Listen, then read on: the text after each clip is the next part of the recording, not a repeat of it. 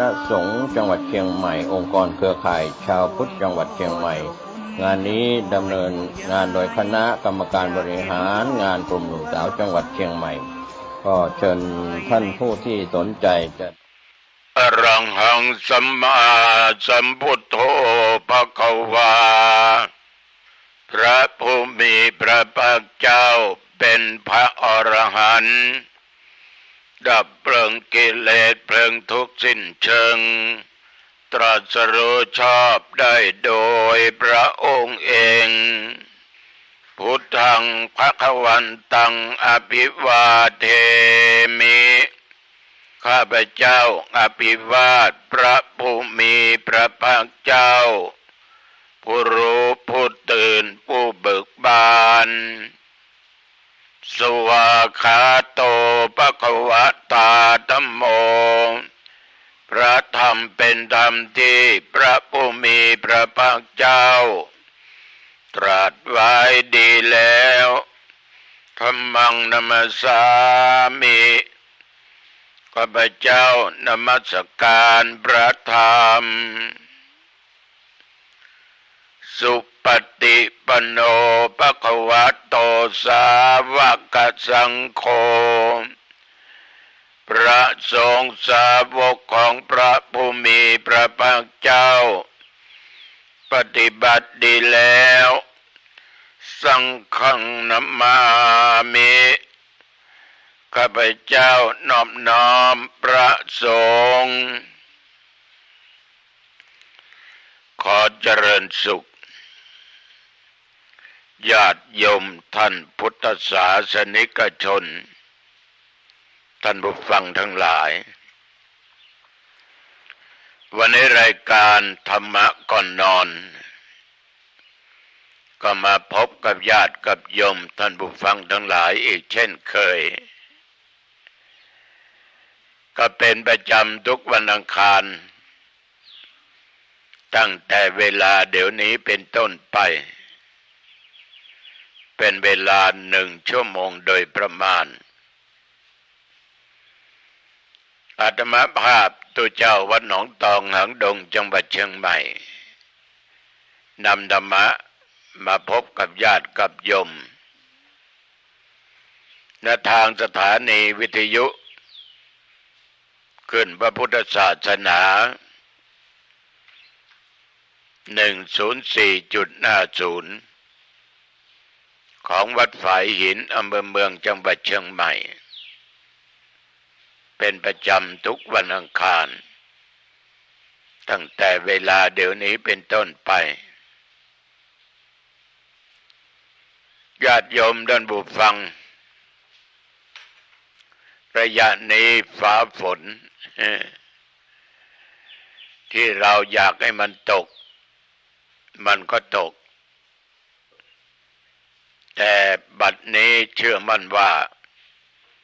ญาติโยมไม่ต้องการฟ้าฝน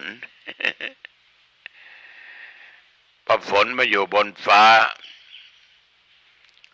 ไม่มีขอบไม่มีเขต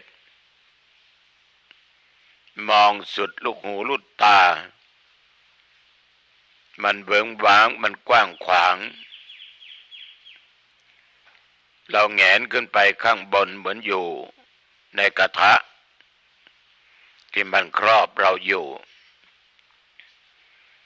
ไม่ว่าจะมองไปข้างบนทิศเหนือใต้ตกออก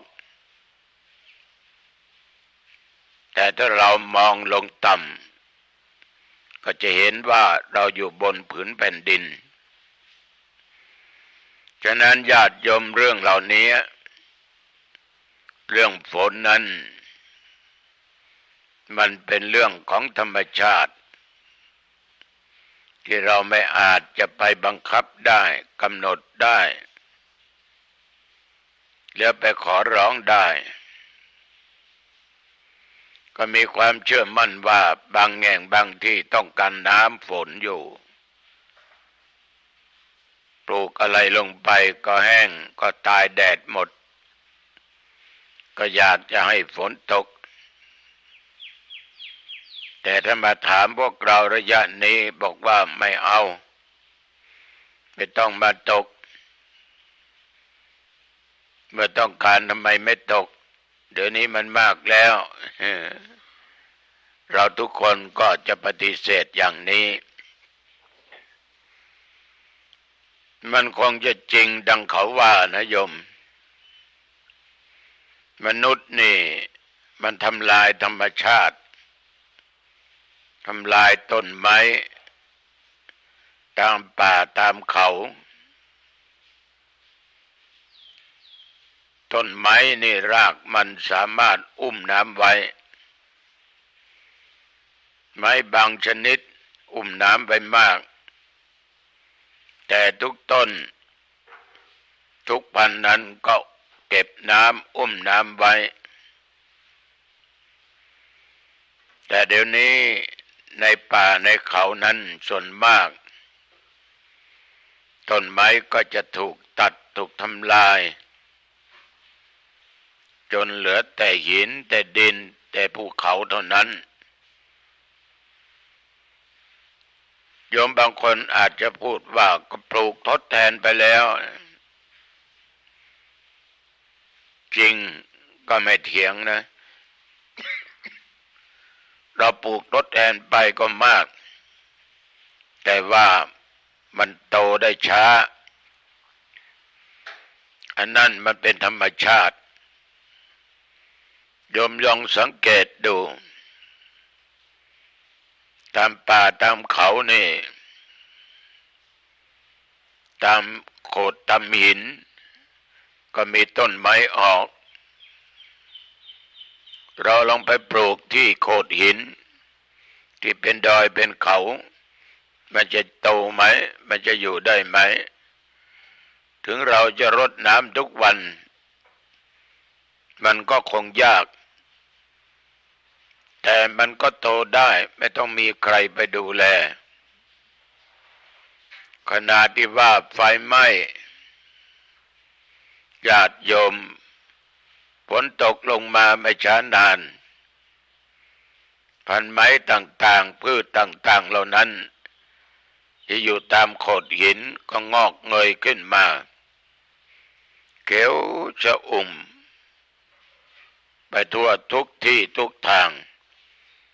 นั่นคือมันธรรมชาติมันเป็นมาอย่างนั้นต้นไม้บางพันธุ์บางชนิดเราต้องการมาปลูกก็ยังตายอยู่เหี่ยวแห้งไปอยู่ถ้าการดูแลไม่ถูกต้องการดูแลไม่ไปตามกำหนดไม่ไปตามที่ว่าเวลาไหนเราควรดูแลอย่างใดใส่น้ำใส่ปุ๋ยแต่นั้นไม่ต้องใส่อะไรปุ๋ยก็ไม่ต้องใส่มันก็โตเร็ววันเร็วขึ้นเพราะมันเป็นธรรมชาติของมันขนาดที่บ้านที่วัดนี่โยมทั้งหลายนกมันไปกินผลไม้แล้วมาถ่ายตกลงตรงไหนก็ยังมีต้นไม้ออกอยู่ยกตัวอย่างต้นไม้สลีเหล่านี้เป็นต้นหลายชนิดอาตมาก็สังเกตดูที่หลังคาอาคารที่อยู่นั้นมันมีจานออกไปและมีดินมีอะไรต่างๆมีขี้นกมันก็มีต้นไม้ออกขึ้นมาญาติโยมนั่นคือธรรมชาติฉะนั้นเมื่อมนุษย์ทำลายธรรมชาติก็ลงโทษ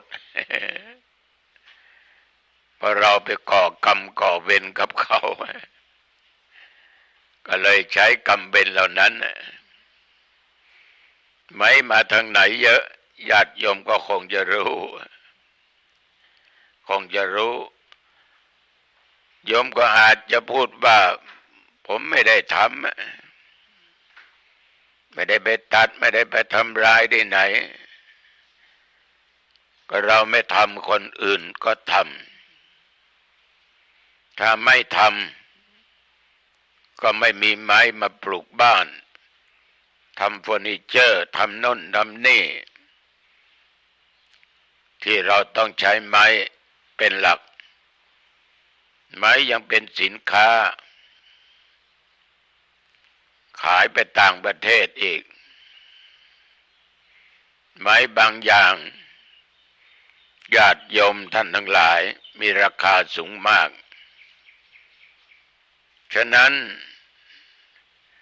เรามาคิดดูแล้วทุกอย่างเป็นธรรมชาติเราจะฝืนมันไม่ได้แม้แต่ธรรมชาติที่เกิดขึ้นกับตัวเราเกิดมาไม่ช้านานก็โตก็ต้องกินข้าวทานข้าวทานอาหารดื่มน้ำแล้วก็รสชาติต่างๆจะเป็น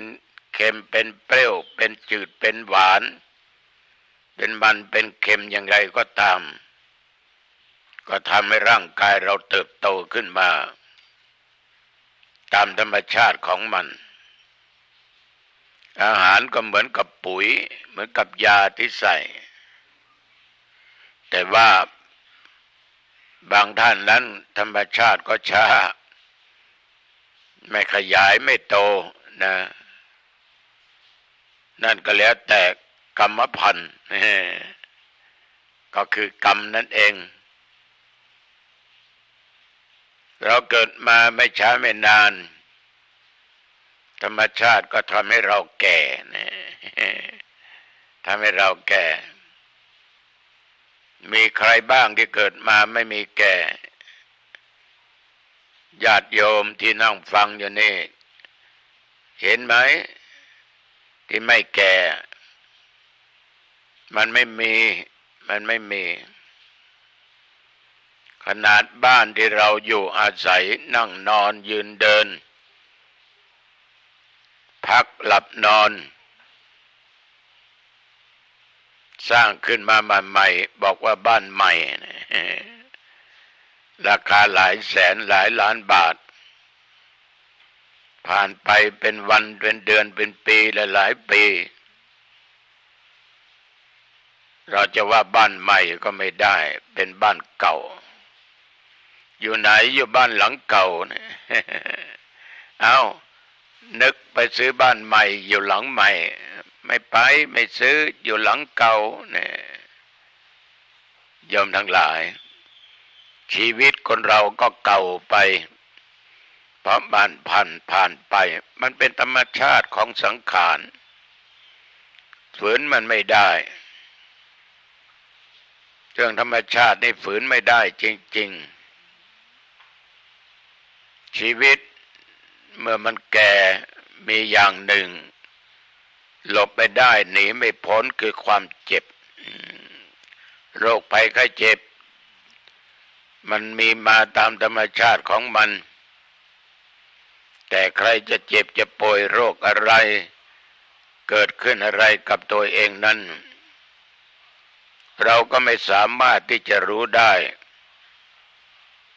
เพื่อเจ็บเราจึงรู้ว่าเป็นโรคนั้นเป็นโรคนี้เราไม่ให้มันเจ็บก็ไม่ได้ขนาดพระพุทธเจ้ายังเจ็บครูบาเจ้าศรีวิชัยนักบุญเองล้านนายังเจ็บพระมหาเถระก็เจ็บเป็นเศรษฐีมหาเศรษฐีเป็นพระราชามหากษัตริย์แก่แล้วก็ต้องเจ็บแล้วก็ตามรักษากันญาติโยมท่านทั้งหลายหมอที่ว่าเก่งหมอคนนั้นก็ต้องแก่ต้องเจ็บเช่นเดียวกันตัวไปเป็นโรคมะเร็งได้โรคไตได้หมอก็เป็นได้บางครั้งก็ยาหายบางครั้งก็ยาไม่หาย มันไม่หายแล้วเป็นไงล่ะธรรมชาติต้องดับพืชต่างๆต้นไม้ต่างๆมันก็เช่นเดียวกันต้องดับต้องข้นต้องแห้งคือต้องตายคนเราก็เช่นเดียวกันธรรมชาติจะหนีตายไปไม่พ้นเพราะมันเป็นสามัญลักษณะเป็นลักษณะที่เสมอกันในสังขารทั้งปวงไม่ว่าใครที่เกิดมาในโลกไม่ว่าโยมไม่ว่าอาตมานะอาตมาเดี๋ยวนี้ผมยังบนหัวนี่ขาว80-90%ยังเหลือสีดำอีกเล็กน้อย90%นั้นขาวหมดอายุยังไม่ถึง80ญาติโยมบางคน7-80ผมยังไม่ขาวนะ ที่ไม่ขาวนั้นรู้แล้วฝืนธรรมชาติต้องยอมมันเสียหน่อยให้มันดำมิก จะฝืนยังไงก็ตามญาติโยมมันก็เป็นไปตามธรรมชาติเนื้อหนังบางสังจะตกแต่งจะยืดให้มันเต่งตึงยังไงมีครีมดีๆยังไงมาทามาโปะถ้าวันไหนไม่ได้ทาไม่ได้โปะไม่ได้ฉาบโดยครีมต่างๆมันก็เหี่ยวแห้งให้เห็น ไม่น่าดูนะไม่น่าดูนะ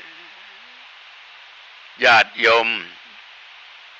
บางครั้งก็ต้องปล่อยไปตามธรรมชาติของมันบางครั้งก็จำเป็นต้องตกต้องแต่งฝืนมันยังไงมันก็ยังเป็นของมันอยู่ยังเป็นธรรมชาติในที่สุดมันก็แตกสลายมันก็ดับไปถูกพระเพลิงไฟเผาก็เป็นเท่าเป็นฐานขันธ์ทั้งห้ารูปเวทนาสัญญาสังขารและวิญญาณก็ดับหมดฉะนั้นญาติโยมชีวิตของคนเราอยู่กับธรรมชาติบางครั้งเราก็ทำลายธรรมชาติ ธรรมชาติเหล่านั้นก็มาทำลายเราก็ใช้กรรมกันไป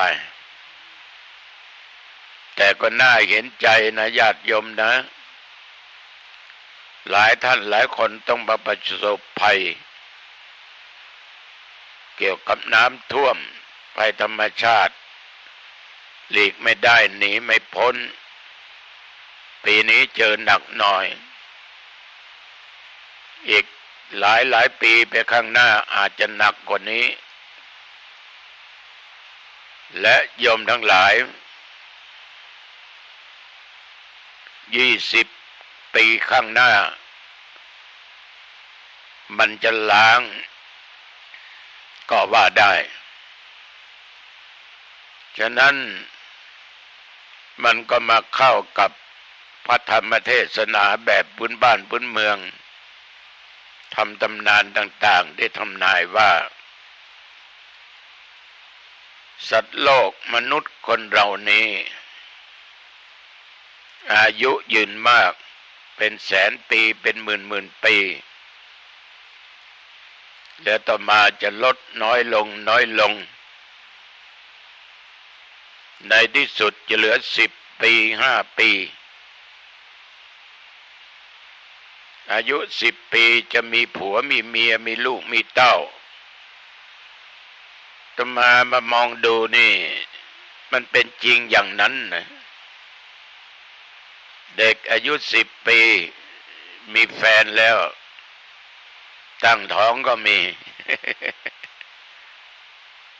จะว่าเป็นภัยไปตามธรรมชาติก็ถูกเพราะมันเปลี่ยนแปลง แล้วก็จะมีการแยกกันนะคนดีก็อยู่อีกหมู่หนึ่งคนที่ทำชั่วไม่มีศีลไม่มีธรรมสร้างแต่บาปสร้างแต่กรรมที่ชั่วช้า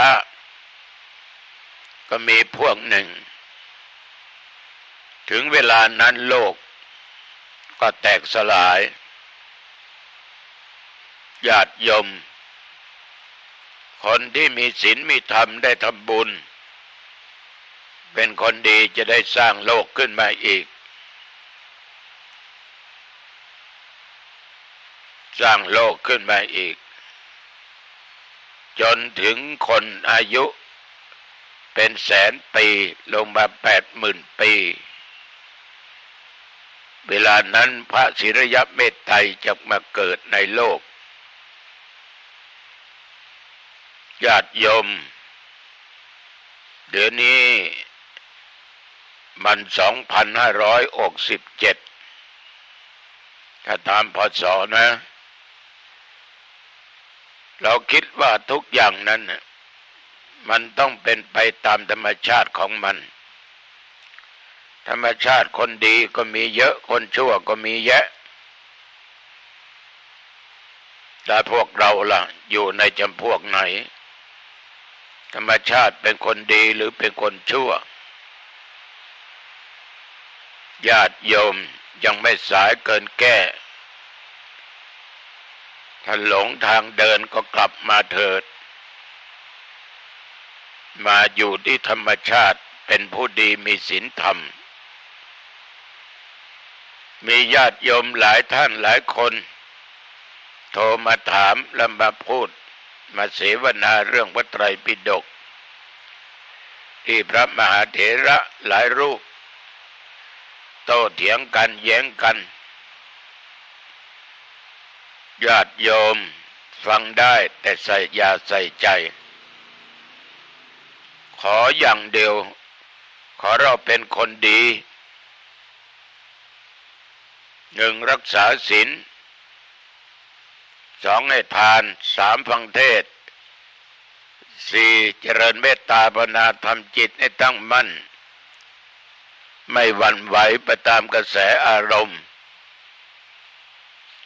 ละความชั่วทางกายวาจาทำความดีทางกายวาจาและทำจิตใจ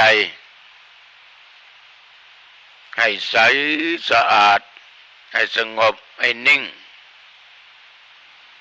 ไม่สกปรกไม่เกิดความเศร้าหมองหม่นหมองในจิตในใจใจสะอาดเราก็มีความสุขถ้าสิ่งสกปรกคือตัวกิเลสมันเกิดขึ้นด้านจิตใจเราก็จะไปอยู่ในจำพวกเลวชั่วญาติโยมพระพุทธเจ้าสอนเราอย่างนี้ละความชั่วทำความดีทำจิตใจให้สะอาดปราศจากความโลภความโกรธและความหลงกามราคะตัณหามันดีกับชั่วเท่านั้นเองโยมจะเอาชั่วหรือจะเอาดีเท่านั้นเองขอฝากกับญาติกับโยมญาติโยมทั้งหลายอายุพวกเราก็ปุ่นนี้เป็นไปตามธรรมชาติขยับขึ้นแต่ก็น้อยลงถอยไปขยับขึ้นแต่ก็ถอยลงได้มากแต่เหลือน้อยนาทีก็ได้มากชั่วโมงก็ได้มากวันก็ได้มากเดือนก็ได้มากปีก็ได้มากแต่ปีก็เหลือน้อยเดือนก็เหลือน้อยวันก็เหลือน้อยชั่วโมงนาทีก็เหลือน้อยวินาทีก็เหลือน้อยอาตมาภาพ78เต็ม79ย่างเข้ามา กือบจะเดือนแล้วได้เยอะนะได้เยอะโยม ได้เท่าไรลองคิดดูสิ มันเกินหรือเปล่าเดี๋ยวนี้มันอยู่ในขั้นไหนขั้นกึ่งกลางหรือว่าเลยกึ่งกลางไปแล้วถ้ามันเลยไปแล้วมันก็เหลือน้อย เหมือนคราวทำบุญคราวที่แล้วนี่วันที่7 กันยาพุทธศักราช2567พระมหาเถระสาธุเจ้าพระเนนและญาติโยมทุกท่านต่างก็อำนวยอวยพรให้อาตมาภาพ ขอหลวงปู่ขอหลวงพ่อขอหลวงลุงขอท่านพระครูจงมีอายุมั่นยืนยาวได้100 สาวเน้อได้อยู่กับลูกกับหลานกับเหลนกับญาติกับโยมเป็นที่ไหวที่สาให้อยู่ได้แสดงธรรมะแก่ญาติโยมไปนานๆทุกคนก็อยากจะให้ถึง100 สาว120 แต่ดูแล้วเดี๋ยวนี้เดินทางได้ครึ่งกว่าแล้วถ้า100%นี่ไปแล้วญาติโยม70 กว่า%แล้วถ้า120ก็เลยยังเหลืออีก41-42 ปีนี่มันจะถึงไหมเนี่ยอีก40 กว่าปีนี่มันจะถึงไหมอันนี้มันน่าคิดนะโยมนะแต่ก็มีพระมหาเถระอายุ140 กว่าก็ยังมีเครื่องหัดก็ยังมีที่ดูข่าวคราวนั่นน่ะท่านอายุ141 142โอ้โหญาติโยมจะมากขนาดไหนแต่ถึงเวลามันก็ไป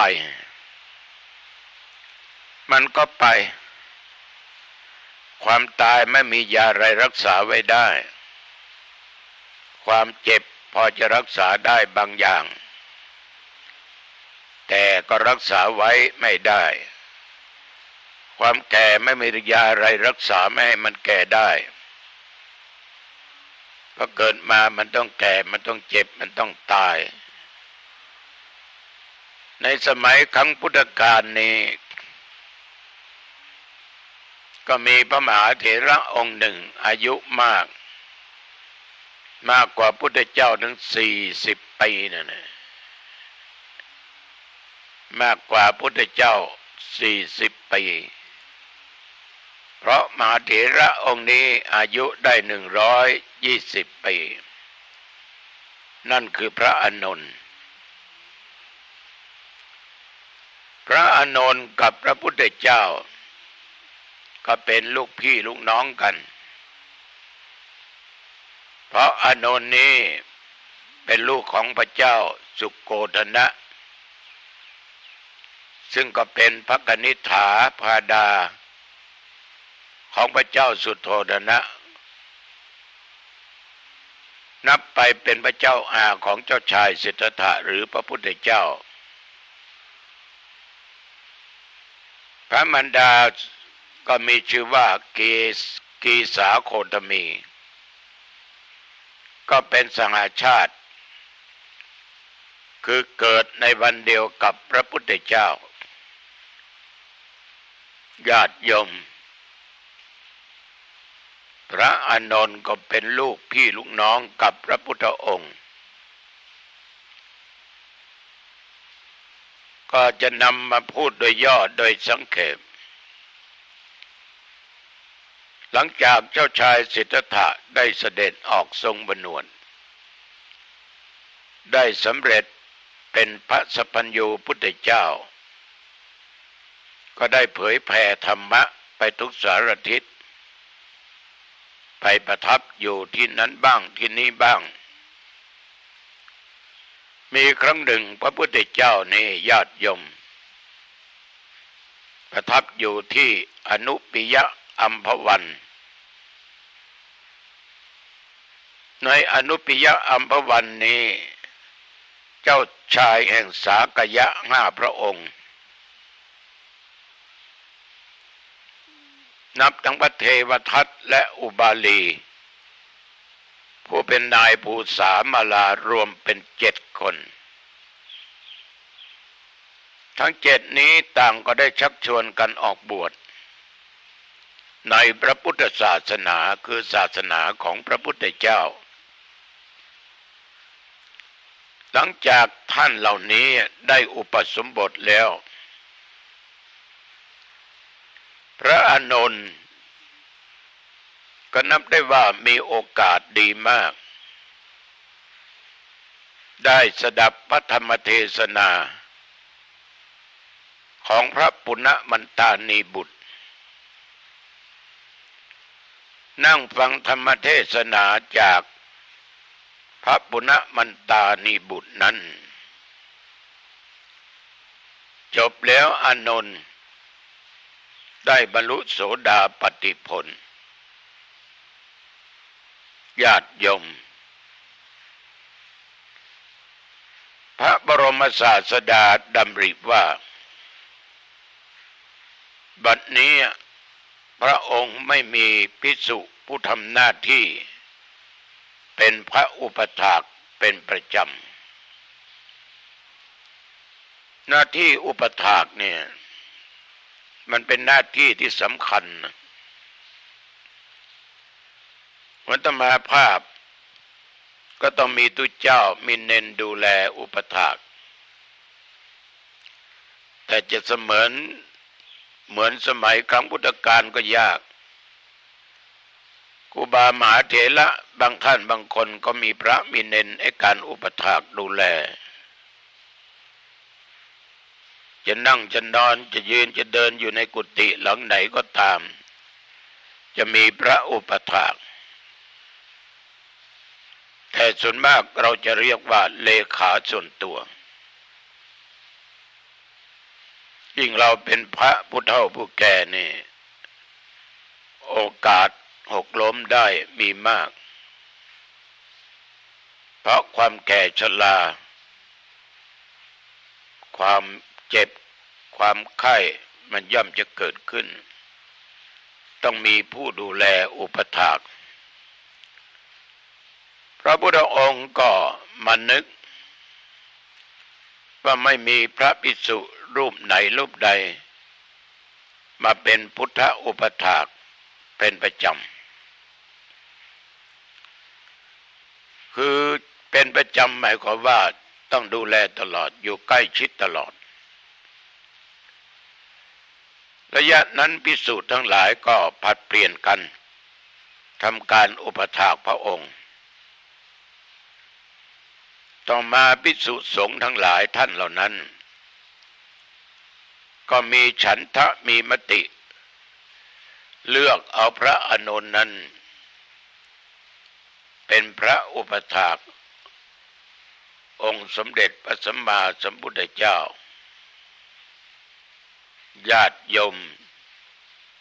ท่านทั้งหลายเมื่อพระอานนท์ได้รับเป็นพระผู้ที่อุปถากใกล้ชิดพระพุทธเจ้าความใกล้ชิดนี้มันจะมีอยู่อย่างหนึ่งไม่ว่าครูบาอาจารย์ไม่ว่าอาตมะไม่ว่าโยมที่มีลูกมีเต้าลูกเต้าคนไหนอยู่ใกล้ชิดเลี้ยงดูเรียกว่าอยู่บ้านด้วยกันหลังเดียวกันโยมมีลูกหลายคนท้องนั้นไปสร้างครอบครัวอยู่ต่างอำเภอต่างจังหวัดไม่ค่อยมีโอกาสได้กลับมาแต่โยมก็มีลูกอยู่ใกล้ชิดมันโยมที่เคยไปทำบุญที่วัดนะโยมแสงล่าโยมแม่กองคำเหล่านี้เป็นต้นโยมทั้งหลายสมัยเมื่อโยมแม่วันดีและญาติโยมหลายท่านและคนก็มีผู้อุปถาก อยู่ใกล้ชิดคนใกล้ชิดนี้มักได้ของพิเศษหน่อย อาหารไม่ว่าขนมไม่ว่าผ้าไม่ว่าอะไรทุกสิ่งทุกอย่างเพราะอยู่ใกล้ชิด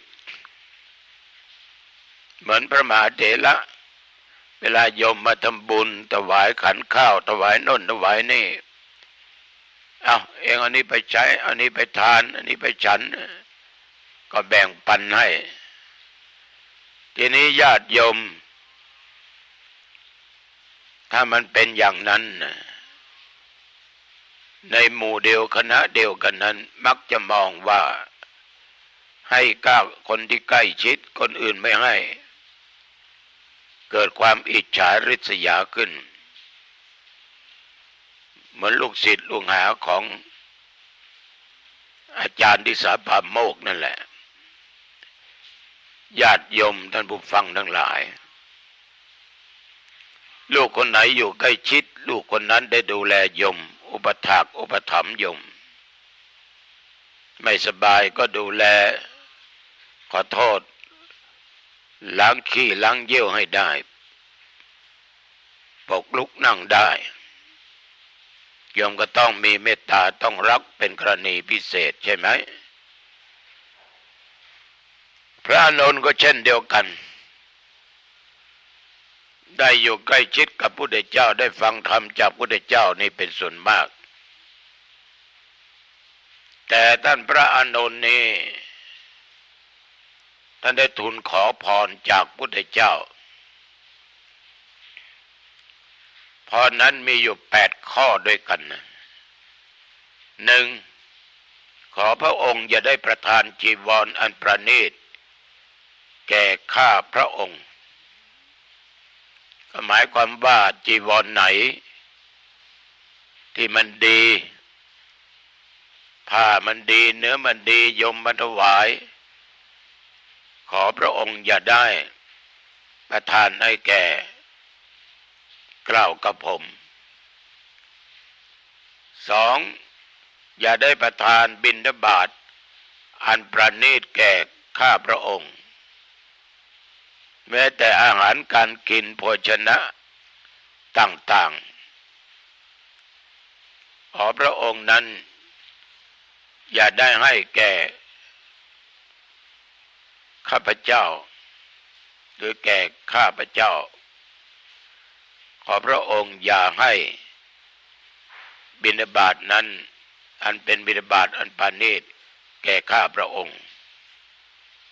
เพราะท่านกลัวไงล่ะกลัวภิกษุทั้งหลายนั้นจะมองแล้วเกิดความอิจฉาริษยาขึ้นมันจะเป็นบาปเป็นกรรม 3. ขออย่าโปรดให้ข้าพระองค์อยู่ในที่ประทับของพระองค์ก็หมายความว่าพระพุทธเจ้าอยู่ห้องนั้นตรงนั้นพระนนท์ก็ขอพระพุทธเจ้านั้นอย่าได้โปรดปรานยิ่งนักให้อยู่ใกล้กับพระองค์เดี๋ยวเขาก็จะมองว่าเห็นเป็นพระอุปถากแล้วอยู่ใกล้ชิดพระพุทธองค์อย่างนั้นอย่างนี้เพื่อเห็นแก่ลาภพระนนท์กลัวมาก 4. อย่าทรงพาข้าพระองค์นี้เข้าไปในที่นิมนต์กิจนิมนต์อะไรก็ตามที่ญาติโยมนิมนต์พระพุทธองค์ขอพระองค์อย่าได้พาข้าพระองค์ไปในที่นิมนต์นั้นไปตุไปกับข้าเน้นไปกับข้าไม่ได้นะเพราะเขาจะมองถ้ายิ่งบ่อยเขาก็มอง 5. ขอให้ข้าพระองค์ได้ขอให้ข้าพระองค์พาบริษัทซึ่งมาเฝ้าพระองค์แต่ที่ไกลได้เข้าเฝ้าในขณะที่มาได้ทันทีเหมือนกับตุกับเย็นเน้นที่ดูแลพระสงฆ์พระมหาเถระญาติโยมก็ไปจะไปสนทนาธรรมจะไปนิมนต์จะไปทำบุญสามารถนำญาติโยมเข้าไปหาได้พระนนท์ก็ขออย่างนี้ ถ้ามีญาติโยมเดินทางมาแต่ไกลก็ขออนุญาตได้นำโยมเหล่านั้นเข้าไปเฝ้าพระองค์ได้ทันที7ถ้าข้าพระองค์เกิดความสงสัยขึ้นเมื่อใดขอให้ข้าเฝ้าทูลถามได้เมื่อนั้นพระอานนท์นี่ญาติโยมได้ฟังธรรมบ่อยท่านบอกว่าถ้าท่านสงสัยข้อธรรมข้อไหนข้อใดแล้วก็ขอพระองค์อนุญาตนี่แหละเข้าไปทูลถามให้หายข้อข้องใจในเรื่องของธรรมเหล่านั้น8ถ้าพระองค์ทรงแสดงพระธรรมเทศนาเรื่องใดในที่ลับหลังข้าพระองค์ขอพระองค์มาตัดธรรมเทศนาเรื่องนั้นแก่ข้าพระองค์นี่ก็หมายความว่าธรรมเทศนาเรื่องใดก็ตามที่พระพุทธเจ้าแสดงแก่บาศกบาสิกาแก่พระภิกษุ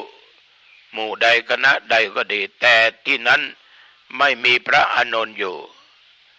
พระอานนท์ก็ขอพระพุทธเจ้าเนี่ยเอาธรรมเทศนาที่ทรงแสดงนั้นมาแสดงให้แก่ตัวเองเพราะจะได้รู้ในเรื่องของพระธรรมเทศนาในพร8ข้อที่พระอานนท์ได้ทูลขอกับพระพุทธเจ้าญาติโยมกันไว้ซึ่งความติฉินนินทาความอิจฉาริษยาจะเกิดขึ้นแก่ในหมู่ในคณะก็เรียกว่าป้องกันตัวไว้นะป้องกันตัวไว้แต่ญาติโยมอยู่กับลูกกับเต้าลูกเต้าคนไหนที่ดูแลประถากประถมโยมก็รักก็เมตตาลูกคนอื่นที่ไปอยู่ที่อื่นโยมก็ต้องรักต้องเมตตาลูกที่อยู่ประถากประถมพ่อแม่นั้นก็ได้บุญกุศลเยอะแล้วนะเป็นบุญกับเรานะเขาจะไม่ได้ทิ้งเรานะโอกาสข้างหน้านี่ก็ขอฝากไว้เป็นข้อคิดสะกิดใจกล่าวถึงวัตถุประสงค์ในการทูลขอพร8ประการของพระอานนท์นั้น4ข้อข้างต้นเพื่อป้องกันคนภายนอกตำหนิว่าพระอานนท์นี่อุปถากเพื่อต้องการลาภต้องการสิ่งของต้องการโภชนะอาหาร3ข้อเบื้องปลายเพื่อป้องกันข้อครหาว่าจะปฏิบัติอุปถากบำรุงไปทำไมเพราะกิจแม้เพียงเท่านี้พระพุทธองค์ยังไม่ทรงอนุเคราะห์และข้อสุดท้ายเพื่อป้องกันข้อครหาว่าท่านเฝ้าตามเสด็จอยู่ดุจเงาติดตามตัวแม้ธรรมนี้ก็ไม่รู้ว่าพระพุทธองค์ทรงแสดงที่ไหนและเมื่อไรญาติโยมเป็นการป้องกันอย่างนี้พระโนนเนญาติโยมท่านก็ได้ทำหน้าที่เป็นพุทธอุปถากพระพุทธเจ้าโดยดีเสมอมาเรียกว่าเสมอต้นเสมอปลายนะและยังได้โอกาสฟังธรรมที่พระองค์ทรงแสดงอยู่บ่อยครั้งมีสติปัญญาทรงจำไว้ด้วยดีเอาใจใส่ในการศึกษาเราเรียนและสามารถสาธยายทรงจำฉลาดในการแสดงธรรมฉะนั้นพระบรมศาสดาจึงทรงยกย่องแต่งตั้งไว้ในตำแหน่งเอตตะคะว่าเป็นผู้เลิศกว่าภิกษุทั้งหลายคือเป็นพหูสูตรได้ยินได้ฟังมากมีสติดีมีคติดีมีความเพียรมากและเป็นพุทธอุปถากโดยดีเสมอต้นเสมอปลายเป็นเอตตะคะอย่างนี้ ภายหลังจากที่พระพุทธเจ้าเสด็จดับขันธ์ปรินิพพานแล้วขณะนั้นพระอานนท์ยังไม่ได้เป็นพระอรหันต์นะโยมนะมัวอุปถากอุปถัมภ์พระพุทธองค์อยู่ตลอดพระพุทธเจ้าดับขันธ์ปรินิพพานได้3 เดือนก่อนที่จะทำปฐมสังฆายนา1 วันพระอานนท์มีความอุตสาหะบำเพ็ญเพียรอย่างแรงกล้าก็ไม่สามารถบรรลุธรรมชั้นสูงได้ครั้งหนึ่งเอนกายนอนเพื่อระงับเวทนาความเจ็บความป่วยในขณะที่กำลังเอนกายศีรษะยังไม่ถึงหมอน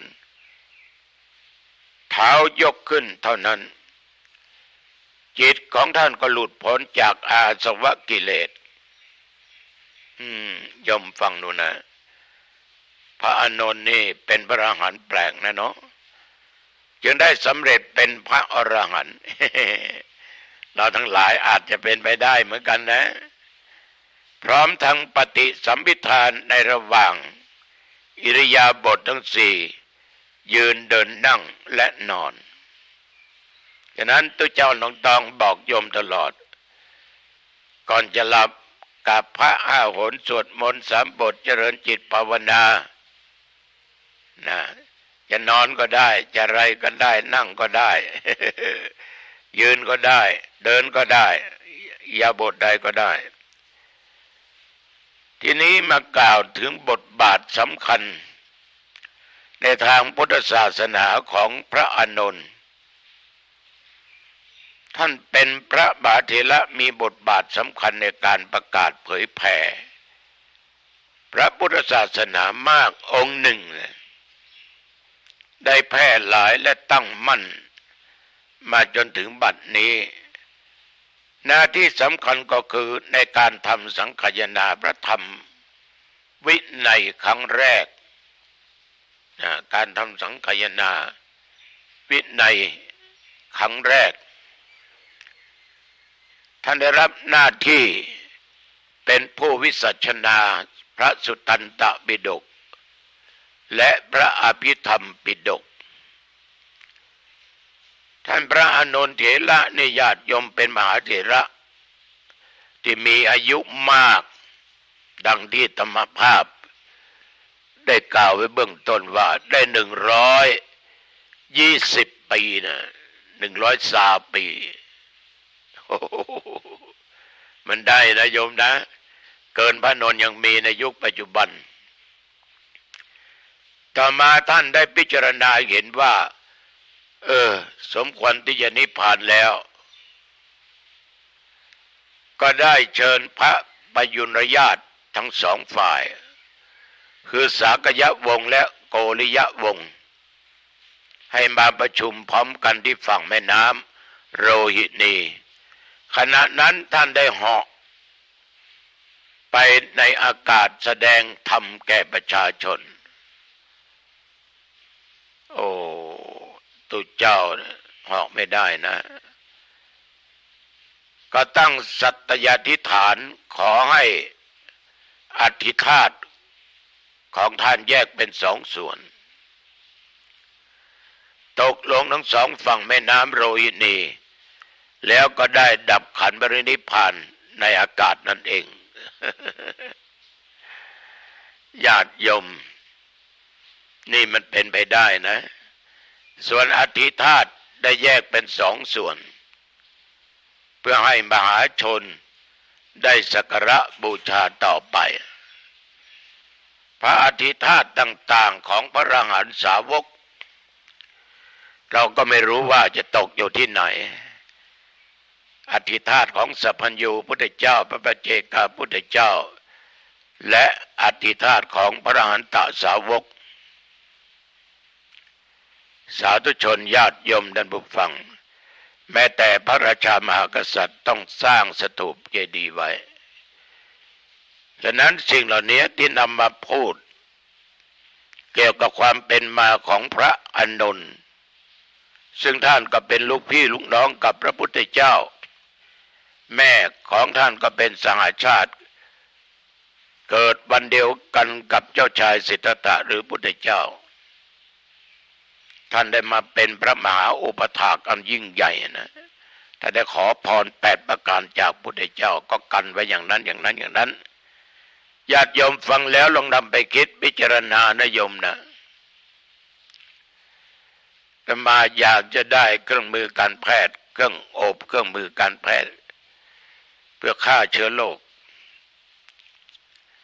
มอบหมายโรงพยาบาลส่งเสริมสุขภาพไปเห็นแล้ว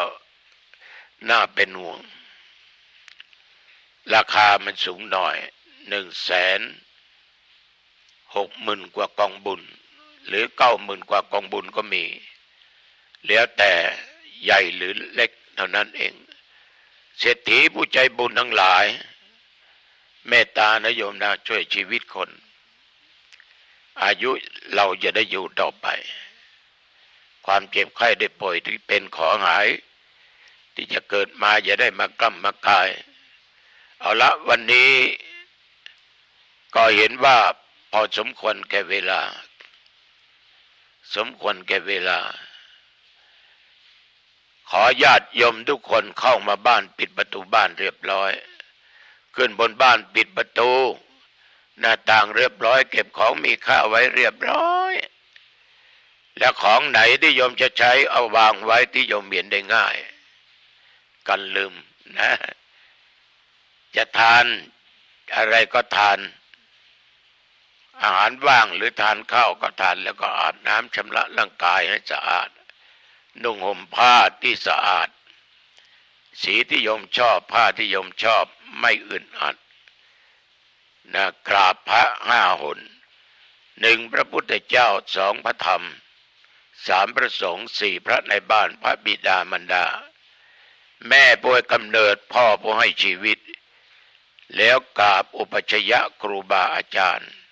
ครูเป็นผู้ให้ศิลปะวิชาความรู้แก่เราเป็นพ่อแม่คนที่2ของเราอุปัชฌยะเป็นผู้บวชสร้างเรามาเป็นเณรเป็นตุเจ้าหรือเป็นพระพี่น้อยพี่นานทั้งหลายฟังไว้ก็ต้องนึกนะอุปัชฌยะนี่แต่มานี่เณรเจ้าธิการบุญปันเมธาวีวัดสว่างเพชรหนองประมันแม่ริมเป็นตุเจ้าหลวงปู่เจ้าธิการสมเตชะวังโสอดีตเจ้าวาดวัดพฤกษารามป่าเป้าหนองตองพระกุศวดครูบาแสงกับครูบาชุ่มวัดนาคนิมิตกับวัดปลานนาคนิมิตครูบาแสงปลานครูบาชุ่มนึกถึงท่านเหล่านี้ทุกคืนทุกวันทั้งเช้าและตอนกลางคืนแล้วก็สวดมนต์3 บทไม่ต้องเอามากเอาบทพุทธคุณอิติปิโสธรรมคุณสวากโตสังฆคุณสุปฏิปันโนเจริญสมาธิพอสมควรได้กี่วินาทีกี่นาทีก็ช่างมันอย่าเอามากอย่ากำหนดเดี๋ยวจะเกิดอารมณ์แผ่เมตตาแก่สรรพสัตว์เจ้ากรรมนายเวรเทพบุตรเทวดามิตรแก้วสาหายคำที่จากไปแก่ผู้กระคุณครูบาอาจารย์บิดามารดาปู่ย่าตายายสามีภรรยาลูกเต้าพ่อแม่แผ่เมตตาให้หมดแล้วก็ตั้งจิตอธิษฐานว่าข้าพเจ้าเกิดมาชาติไหนชาติใดก็ตามความอดความอยากปัจจัยเงินทองสิ่งของโภชนาอาหารต่างๆจงบังเกิดมีแก่ข้าพเจ้าอย่าได้อดอย่าได้อยากเกิดมาชาติไหนชาติใดความทุกข์ความยากลำบากจะได้เกิดมีเกิดมาชาติใดขอได้พบพระสิริยะเมตไตรยมก็หลับเป็นสุขตื่นมาก็สบายสดชื่นอายุวันโนสุขังพลังพบกันใหม่โอกาสหน้าเจริญพร